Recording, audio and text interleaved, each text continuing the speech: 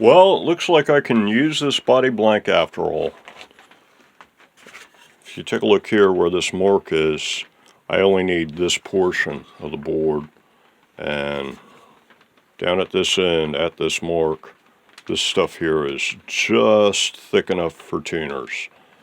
And then I can take the heel out of this end and it should work. So, don't have to cut another blank. But I do need to cut this bit off. So, keeping it simple and low budge, I think this is going to be the weapon of choice.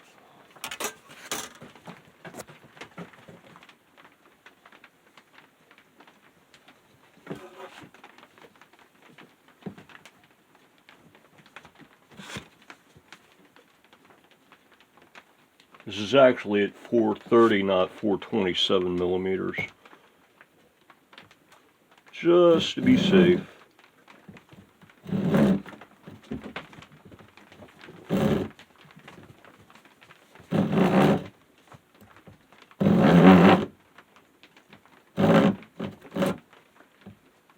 Should probably be using a crosscut saw, but this is all I have.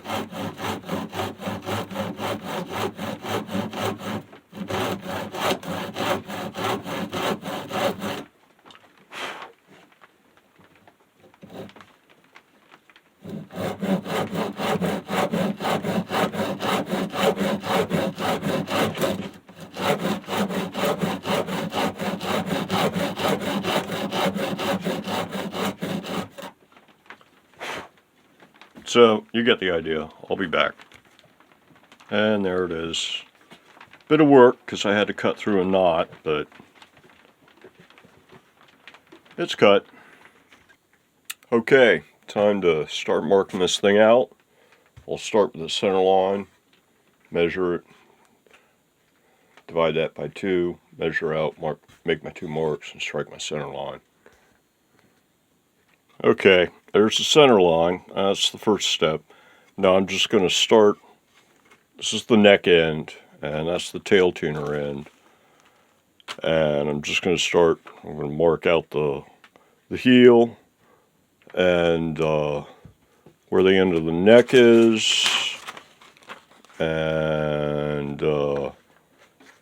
where the saddle line is, and where the first tuner goes, and where the rest of the tuners are going to go, as far as like in this direction, and where that's everything. Yeah, that's all the marks for what goes along this direction of the guitar. And then once we got a saddle on, then we can mark out our string spacing at the saddle, and that'll tell us how far we want to go this way for each tuner. And we have to take into account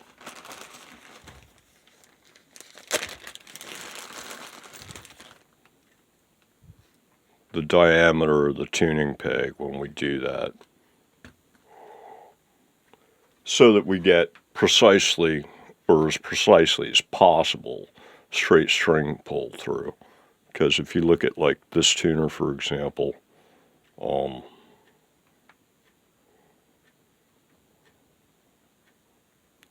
as you can see, the place where it starts winding is out here compared to where the center line of the hole would be. And so you've got at least a mil offset there. And if you're down here on the tuner, then you're going to have, 1.5 mil offset or something. So you want to make sure that you offset the tuner a little bit from the line so that the line falls on the correct side of the tuner for straight string pull through. Okay, I'm getting there. I marked out the length of the heel here, and then went ahead and marked out the triangular shape for it. There's the saddle line.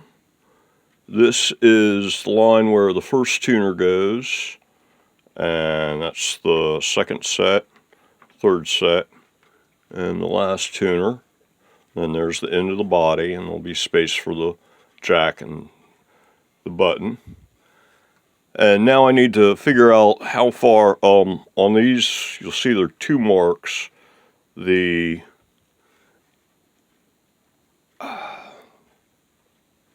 inboard marks are where the strings are, and the outboard marks, except I got to move these guys. I got to move one of them, a couple of them. The outboard marks, let me think, am I doing this right? Yeah, the inboard marks are where the strings are. The outboard marks are where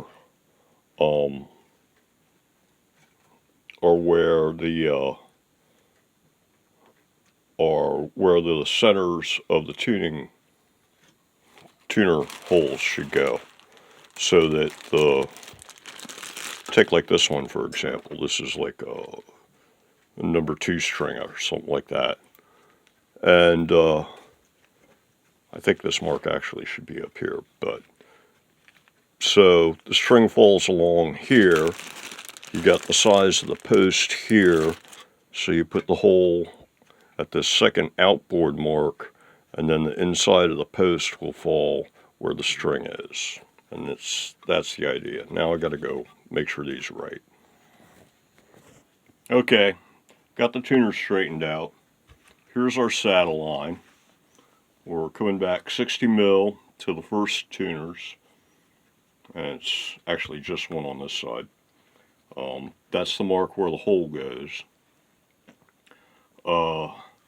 We got approximately 10 millimeter string spacing. Each of the holes lies on the 10 millimeter string spacing line, and then it's 3 mil outboard of that to account for the peg size. And then that's where the actual hole goes. And then it's another, I measured this guy, and horizontally across you're looking at about 14 mil from the hole to the edge. So from these holes you're out about 14 mil across the board. And then in order to figure out where the sides are.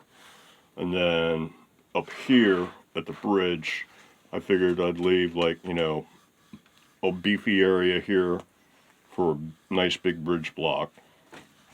And so I came 20 millimeters in front of the saddle line before I started tapering down to the heel.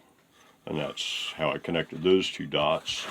And that gives you a kind of a, I don't know, a long, pointy kind of a body thing going on. So that's it. And then I think the only thing left to do is to mark out where the next screw holes go down here, and should be all marked out and ready for cutting and drilling. Note that because it's a 4x2 and the sides are based on where the tuners go, that it's not symmetric on the tailstock end. So, but that's okay. And then the button can go, I guess, right here through this knot, and then the jack can just hang down off the side over here. Now let's see, we're going to have, yeah, we've got enough extra space here, because you'll have a tuning peg coming out about there. And so the jack can go there, and then the button can go there. Or I could, like, you know, bring this out straight or something. Well, there should be enough for the jack, and then I could always bring this out straight for the button, because this tuner is going to stick out this way, and this tuner sticks out this way, and then these 3 stick out this way. Oh no, wait, sorry, these 4 stick out this way, yeah, and then these 2 stick out that way, and then the jack can go, like, the jack plate can hang off here, and then the button can go there. And that should work unless I get tear out at the knot or something, but it looks like there's enough real wood there to work with. Okay, let me mark out the neck holes, and then I'm ready to cut and drill. Well, I suppose to cut it out I should clean off the table saw. Jigsaw is another option, circular saw is another option. I think I'm just going to use the handsaw. Why not? Supposed to be trying to keep this low budge and simple, so yeah, a handsaw will get it done and it won't take too long. Stuff's relatively easy to work with, so.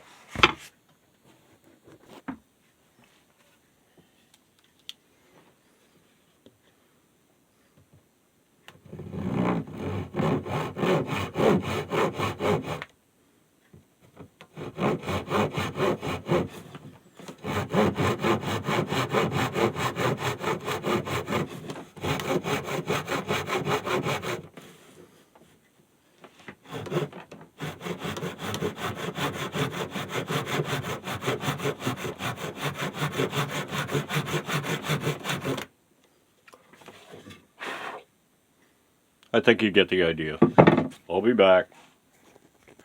Well, there's the first cut, and that proves that it can be done by hand.